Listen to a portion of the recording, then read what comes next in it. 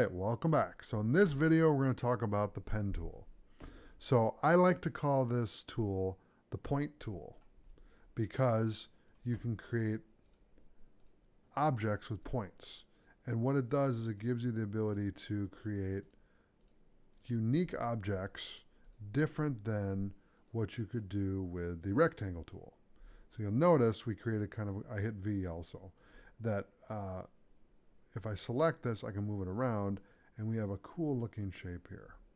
Okay, so what I'll do is I'm going to turn off shape layer 1 just so that we can see that.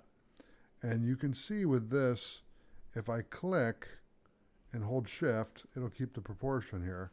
And then Learn Tech is kind of hiding in the background there. But we made this with the pen tool or the point tool, however you want to define it. But again, I call it the point tool because we can make cool looking shapes with it, okay, that I can't make with a regular tool, not to this degree, okay. And these are vectors, so that means that when I zoom in, it keeps the quality. When I zoom out, it keeps the quality. When I zoom in on the logo, it's pixelated because that's a raster graphic. When I zoom into the vector, it keeps the quality. Well, it was supposed to, but it didn't keep the quality. Okay. But it keeps it for the most part. Okay. So that's the pen tool. Thank you so much for watching, and I'll see you in the next video.